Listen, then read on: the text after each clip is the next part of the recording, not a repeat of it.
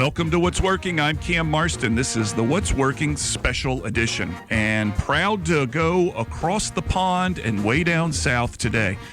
The show, let's say, What's Working is brought to you by Regions, and the goal of the show is to bring you content, little bits of information that are going to make you a little bit better at what it is that you do, especially during the times of the COVID economy.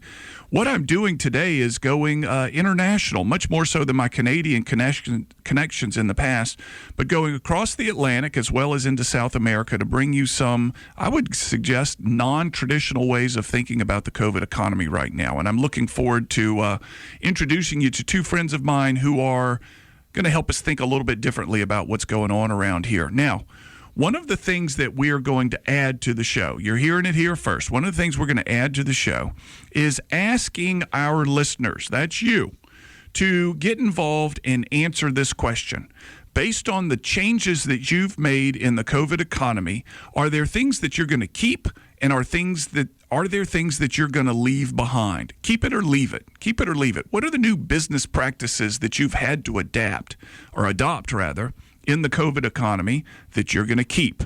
And after having talked to a couple of people just about this idea thus far, many of them are going to keep up the Zoom calls, the Zoom meetings, and things of this nature. And are there things that you've had to do during the COVID economy that you cannot wait to leave behind? And I want to hear what those are. And I'm going to give you the ways to reach out to me and tell me your story. And if your story's pretty good, if you've got a pretty good explanation for this thing, we might just bring you and put you on the air, whether it's on the phone or in the studio. So here's the way to get in touch with me. Now, this is the What's Working with Cam Marston phone line. This is not the studio line. This one's different. That number, 251-260-8100. Again, 251-260-8100. Send us a text to that number. Leave me a voicemail at that number. It is not a manned line. What are you going to keep? What are you going to throw away? What can't you wait to throw away? Second way to reach out is cam@whatsworkingcam.com. That's my email address, cam@whatsworkingcam.com. Or you can go to the webpage, whatsworkingcam.com, and there you'll find a feedback button. And give me your story. What are you going to keep? What are you going to leave behind? I'm very curious to see if there are any trends in what you're sharing with me of what you're going to keep and what you're going to leave behind. Now, who do we have upcoming? Stephen Cowell is a friend of mine. He and I have known each other for, 15 some odd years. He sold his business. I'll get him to tell his story in a little while, but became kind of a hobbyist military historian. And the book of his that I'm holding in my hand right now is The Demise of the Military Hero. He has studied the behaviors of many of the military figures, both in the UK as well as in the US and others, on what their characteristics were, what their personalities were, and things that they did well and things that they did poorly.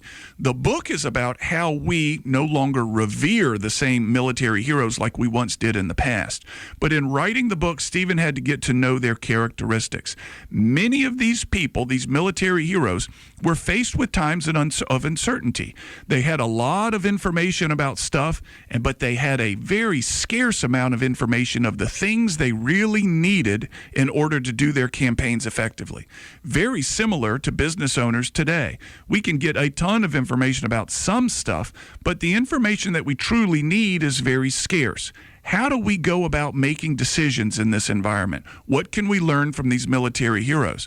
I can tell you from the speaking circuit back in the day, there were people talking about military heroes of the past, and people ate it up. And I'm very curious of what Stephen is going to have for us. After Stephen, I'm going to get Cristian Druetta on the line. Cristian, again, is another friend. He'll be calling from Salta, Argentina. And he leads the only outfitter in the Salta province. And he has, that's where we go bird hunting every now and then. And the birds are incredible. They've been under no hunting pressure over the past 6 or 8 weeks. I'm going to ask him what he's done to react to the COVID crisis. And I want him to tell me what the birds look like. I miss it. I was there a year ago today, and I thought of him this morning. We'll be back after this break with Stephen Cowell. You're listening to What's Working. I'm Cam Marston. What's Working is brought to you by Regions.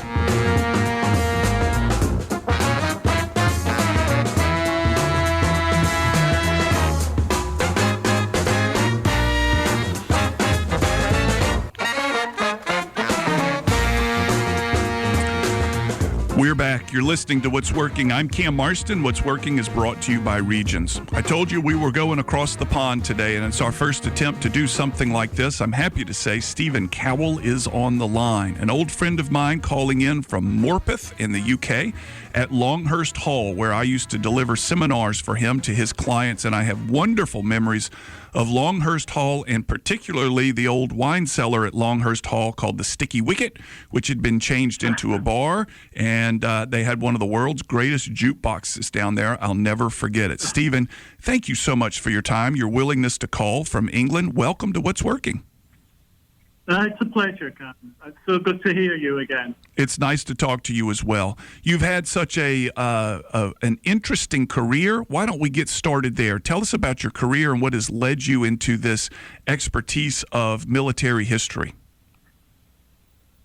Well, on leaving university, I wish I could say I had a defined plan like some of the best generals, but I didn't. I just wanted a job near home and near my girlfriend, and I saw a job advertised, an internship in the local education board. So I progressed for 20 years or so as a normal career, getting some promotions, moving around the country. But I realized after a bit and analyzing myself that I was too much of a maverick to go much further without getting into trouble. So I started my own company. The company grew rapidly. I had 450 staff within 7 years, which was not bad going. And we did the training for all the major UK utilities, gas, water, electrical, rail. I knew not a thing about these, but I appointed people who did. And I think that's one of the lessons I pulled out from military. I don't know which one it was who said the secret to success is to appoint people better than you, but I believe it's pretty sound advice. So early in your professional career, you had been studying military or you have become a military historian, studying the behavior of a lot of these people, and were taking their advice from a long time ago. Is that correct? Well, probably subconsciously, but I read history at university, and I'd already built up quite a library. And I think subconsciously, yes, because I didn't read novels, and so I read serious, probably almost like textbooks as my light reading. And now I've got a huge library of books on history. So one of the challenges of great military leaders, of any military leader, Stephen, is information. They probably have an extraordinary amount of information of one type, and there it goes back to the old aphorism, we always have too much of what we don't need. They have an extraordinary amount of information of one type, but each military leader faced with crisis, with conflict, is looking for more and more information that will help give them an advantage. I think we can draw a parallel to what we're going through right now. There's an extraordinary amount of information that we could get about the COVID crisis, about the numbers in the economy, but what we don't know is what's going to happen. We can't predict the future. We don't know. So give me an example of one of the military leaders that you've studied and what they did in a similar situation where they had a lot of information, they didn't have enough of the information they needed, yet they pushed forward and ended up successful. What did they do? Yeah, I'll give you two. Unfortunately, these are Brits, so apologies for that. But Wellington, Duke of Wellington, remarked that the whole art of war, and indeed the business of life, was to endeavour to find out what you don't know by what you do. And that's what I call guessing at what's on the other side of the hill. And he said time spent on reconnaissance was seldom wasted. And I think more than anything, what comes across on COVID is that we should have spent more on tracking and tracing. But the person I would bring out but most recent is Air Vice Marshal Dowding, who led the Royal Air Force in the Battle of Britain.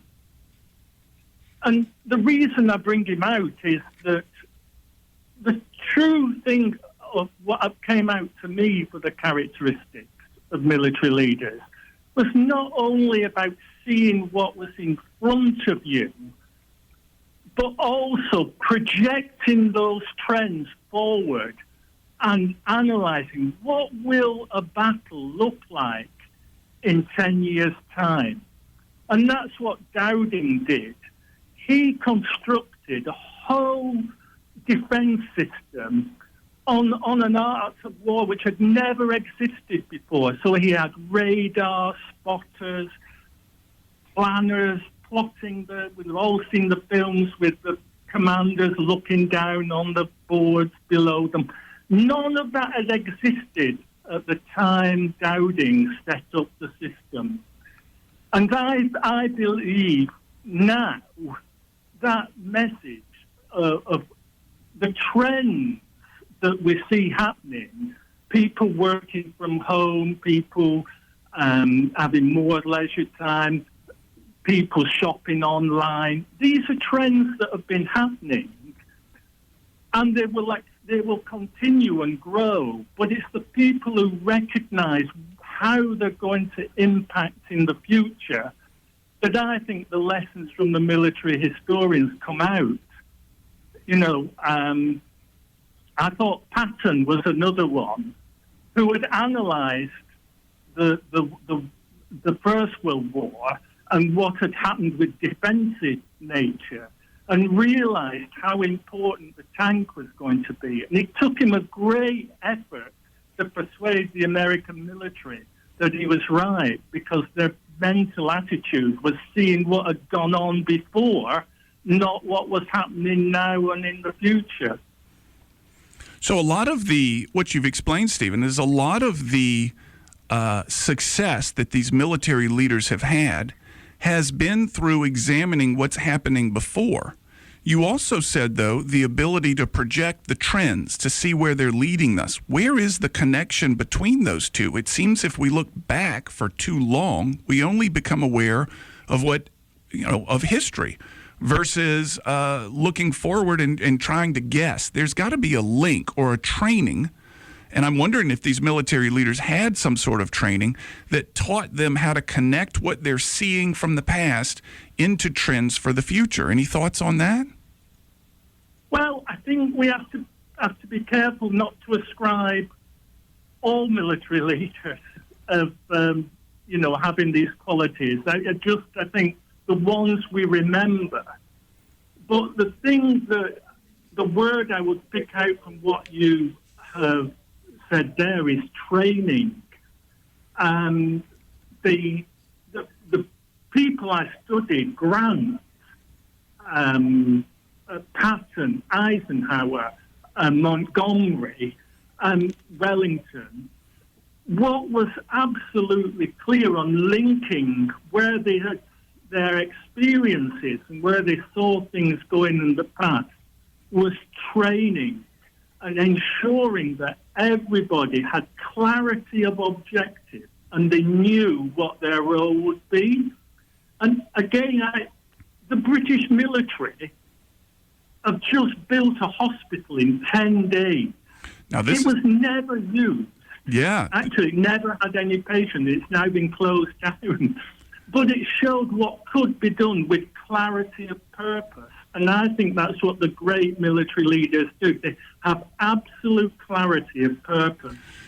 I think your comments on clarity of purpose are worth exploring a little bit. And I want to emphasize that this hospital that was built in 10 days, this is not a historical thing. This is recently, correct? Oh, no, this is in the last 2 months. Exactly, yeah. The British politicians were scared stiff of seeing bodies, that there might be bodies on the streets and not enough hospital space. So they got the military to build, and actually they built half a dozen hospitals within a month.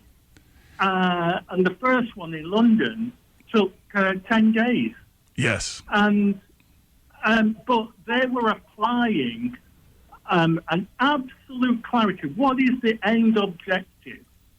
And I think this is the difference between military people who have studied and politicians and most like bureaucrats, is they don't distinguish between the end objective and the method of getting there. And so it's having that absolute clarity of what our aim is that I think is one of the principal lessons that comes out from studying great military leaders. Let's talk about clarity of purpose still. I want to get further into that. Now, the clarity of purpose for a military leader is often, I'm naive, so I submit this to you, is often given to them. The politicians, the public, whomever it may be, gives the military leader the clarity of purpose. The goal of this engagement is blank. And they have, and I don't want to say it's easy, but choosing a clarity of purpose is difficult. Being given your clarity of purpose and being given the resources to pursue that may be a little bit easier when you don't have to come up with it yourself. Many of my business owners who are listening in right now are struggling with the exact same thing I'm struggling with. What is my clarity of purpose right now? What am I here to do? Now, a family business clarity of purpose is to keep the business in place so that the next generation can take it over. A franchise clarity of purpose may be a little bit different. That's been given to them by a franchise owner or franchise head, whatever it may be. But many of my listeners are independent business people who perhaps want to be all things to all people. Give us some advice from your studies on how to select or determine the clarity of purpose. Wow. Big question. You have to define military leader. In my view, Churchill was a military leader, and I think that because he was himself a military person, he'd had a military start to his career. He was a brigadier in the First World War, and he had absolute clarity in what the purpose was victory. Now, I believe for many people now in COVID and small businesses, the purpose is survival. I've got lots of friends in small businesses at the moment, and a lot of their thinking has utterly changed because it's just focused their mind. How can I survive? And I think that is pertinent to the military. Because the military issue is, how do we ensure that we are here tomorrow? And that's how I would answer your question. It's about ensuring that you're there to fight the next day. And so all your decisions about cash flow and how you're going to manage your business are actually now concentrated and focused on survival. And the clarity of purpose. I don't know whether that makes sense. No, it is. It does. The clarity of purpose is, let's make sure we're here tomorrow. And I guess when cash flow and other things become more predictable, we can refine the clarity of purpose more towards a customer orientation than a internal orientation, right? If your focus is survival, it's a lot of looking inside the organization. What do we need to do to cut expenses? What do we need to do to care for clients as best as we can? But it's not as customer focused. I'm curious, when you ran the business where I met you, did you have a clarity of purpose that you feel made you as successful as you were? I had my clarity of purpose. Firstly, was fear of failure, and I was driven by ensuring I didn't fail. It sounds a perverse way of expressing it. And the way to show I hadn't failed was to grow, and I set myself a target of growing a minimum of 20% a year. We always way exceeded it. But one of the things I would look back on and think, even though we were growing rapidly, I failed to see, and I think this is so important now at this critical time when things are changing, I failed to see what was in front of me. So I actually, because I mentioned I buy many books, I have a huge personal library, and I never, ever noticed that I was buying all my books from Amazon. And I didn't do anything about it, and I've kicked myself for not buying Amazon stock 15 years ago. Let's talk about that when we get back from break, Stephen, because that is a trend, I think, and I've heard other people like you say the obvious things that we're missing that we could pick up in front of us. Let's go to break. We'll come back. We'll pick up there. You're listening to What's Working. I'm Cam Marston. What's Working is brought to you by Regions. On the line with me, Stephen Cowell from the north of England, military historian by hobby. We'll be right back.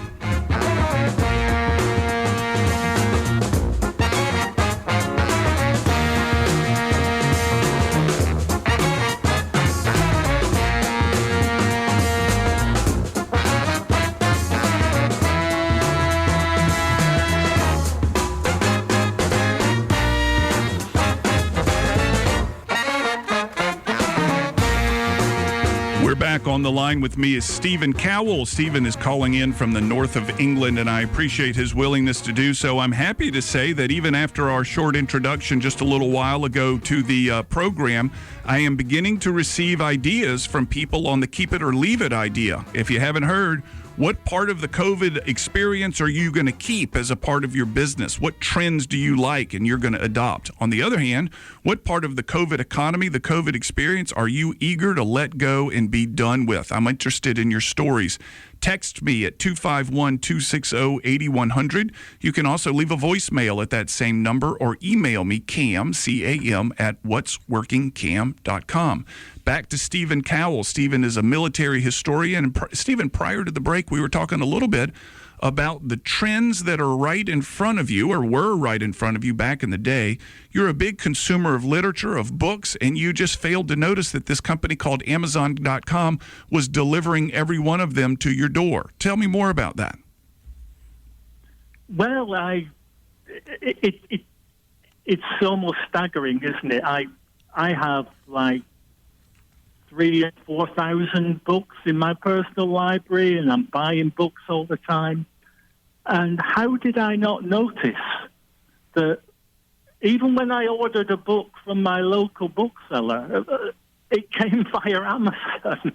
And then when I started going online, and that grew, and then I began to think about that, and I realized that I used to work, before I started my company, for an IT company in the UK, and quite a big corporate business.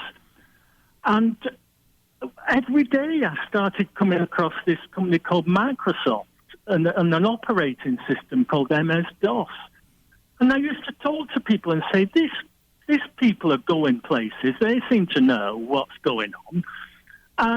And yet I never did anything about it. You know, I never bought their stock, or, you know, and looking back, I think, how could I not see that? And in the same way, when I started my business, I used to come down the stairs in the mall where we had our first offices, and outside was a cafe with that sold sandwiches and pies and other snacks. And there was always a big queue outside, huge queue, all day long. And that company, Greggs, has grown to be one of the biggest fast food sellers in the UK, consistently, year after year after year, growing. And again, I never realized it. So for me, and when I went back and looked at all my books on history, it isn't just about projecting forward. It's about seeing what's immediately in front of you, and then projecting that forward. And I think the biggest thing, like online shopping, and how that has impacted on the property world. You know, an investor now who's invested in retail, commercial shops and malls is really suffering. But those who've invested in warehouses have done really well. And I think, again, those sorts of lessons come out from the successful military commander. They seem to but have... Unfortunately, it's not always the case that the military leaders get it right. So they seem to be able to put their finger on what's going on right now, seeing it more clearly, let's say, than the rest of us, and building on those implications. However, and I think you were leading to this, there's some that identify or see things right in front of them and miss the obvious. Do you have a scenario like that? Well, for me, it's so graphic. And when I first read this, I read the war diaries of Field Marshal Haig, who commanded the British armies on the Western Front in Flanders and France in the First World War. And a major battle was to start, the Battle of the Somme. And on the very day before the battle, he said he had great expectations of the battle. He thought the German defense was based on the machine gun, which he considered to be a vastly overrated weapon. And then there was a footnote that 50,000 British troops were casualties on the very first day, the vast majority from the machine gun. 50,000. Yeah. So similarly, I think military people tend to invest in technology and they haven't actually really understood what is happening. And the best example for me was when the Japanese War started in the Far East. Britain was trying to defend Singapore and sent 2 battleships, the Renown and the Prince of Wales. But they didn't send any air cover whatsoever, and they'd failed to see what was happening. And within a couple of days, both battleships were at the bottom of the sea because they were just bombed. Not seeing the... And so you have to... And I think the same is in business. It's seeing what is in front of you, but projecting that forward so you don't repeat the same mistakes. Yes.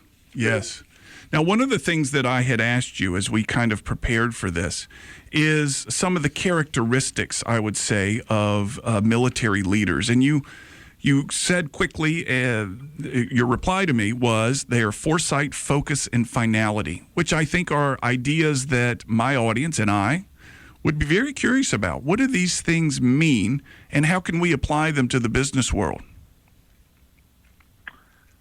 Well, I think we touched on foresight. Yeah. I think we've been touching that throughout on this conversation. You know, it's about seeing what's in front of you, you know, and the examples I just gave of seeing Microsoft and Amazon.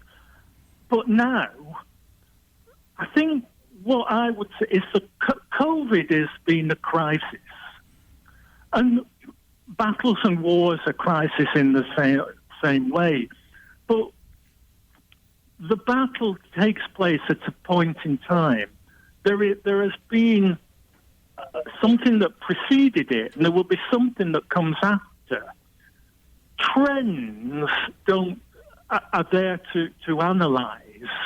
So I believe all of the things that we have seen emerge, such as the use of Microsoft Teams and Zoom and online shopping and all these other things that are coming stronger during when people have been locked down. These trends will continue, but how will they continue? And that's where I think and how will it affect your business? That is what people have got to take into account. And I think that is where the great military leaders were able to do that.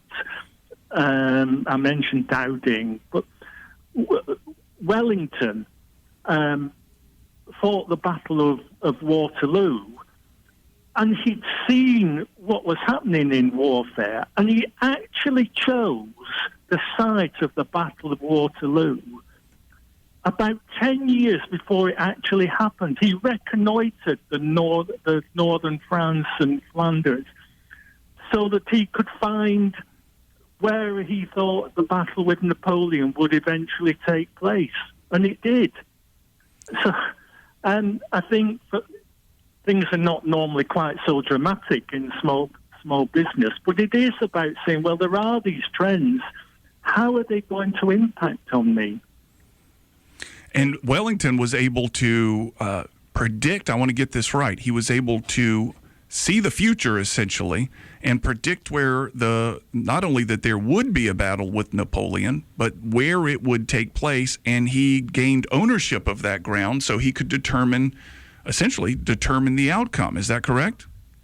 That's absolutely correct. He went to because he saw the battleground with a sloping ground, and there were farms on either side of the battlefield, and he made sure that he put regiments into the farms and controlled the area around to protect his flanks. And he moved his army on the other side of the slope so that they weren't quite so devastated by the cannons and so on.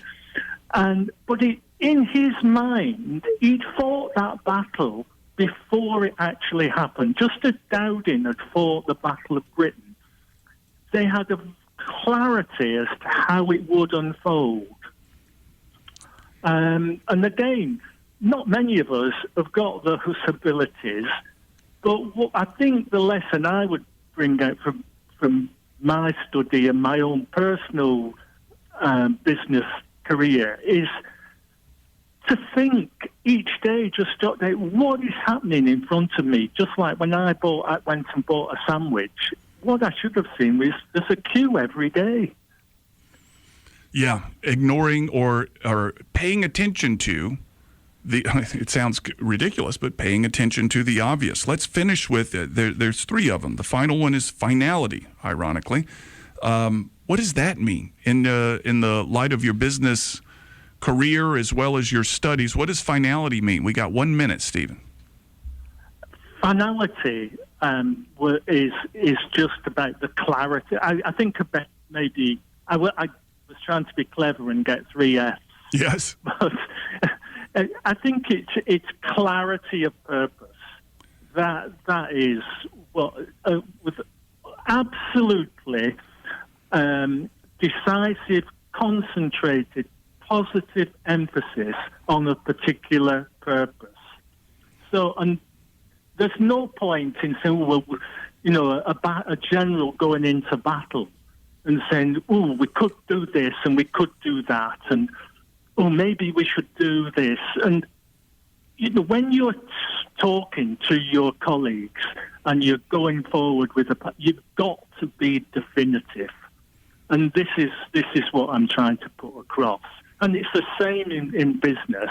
I don't think, particularly at the time when survival is the name of the game, that you've got to be very, very clear and decisive in what it is you're trying to do. I think that's a challenge of many people right now. Without the information they need, they don't know exactly what it is that they're going to do. Stephen is the author. Stephen Cowell is the author of the book, The Demise of the Military Hero.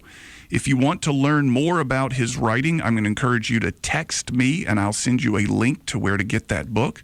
That text number is 44222. Enter What's Working, CAM, and text it to 44222, and you'll get a link to Stephen's book and how to find more information on it. Stephen, it's wonderful to talk to you again. There's always lessons to be learned by the military heroes, by the military folks. I see it in the presentation business that I do. They're on the stage all the time talking about the things that they learned in their time in the Army or the Navy, the Air Force or the Marines. Thank you, Stephen. Folks, we'll be back after this break with Cristian Druetta from Argentina talking about the bird problem. We'll be right back.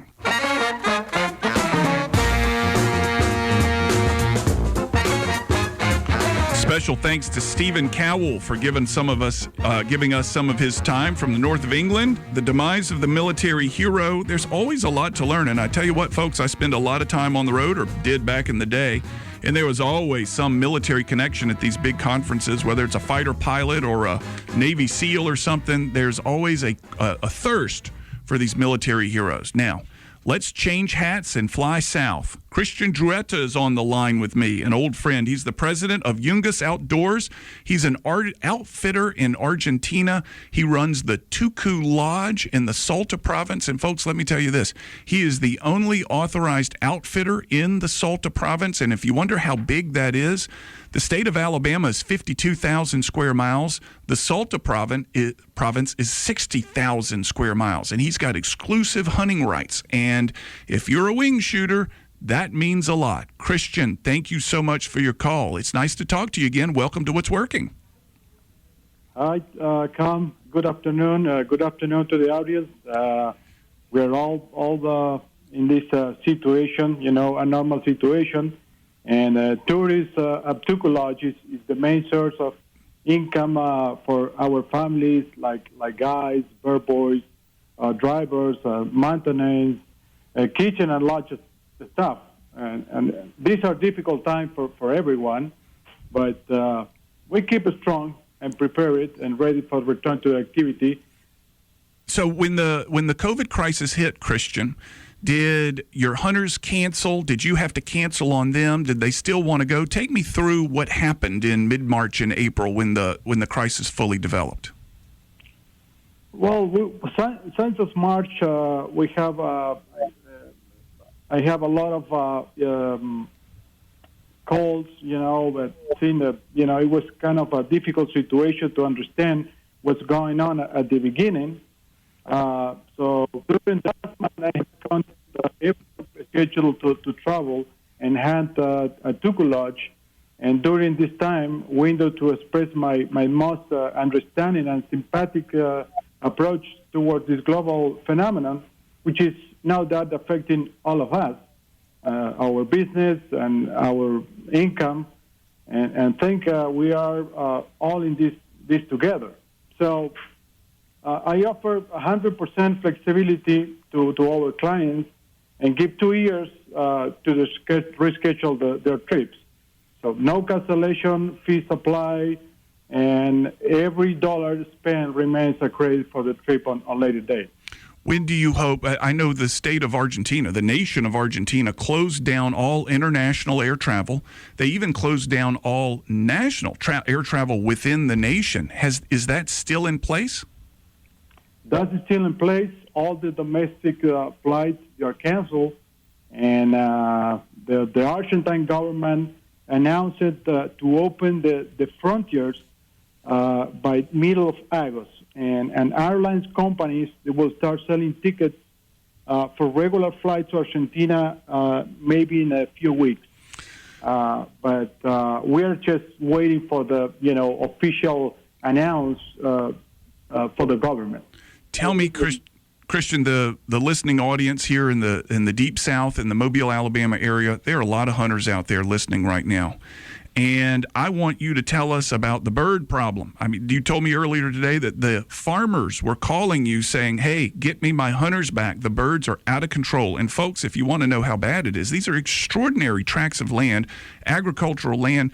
And Cristian tells me the birds eat 25% of the crops. 25%. That's extraordinary. Yeah. Cristian, what's going on?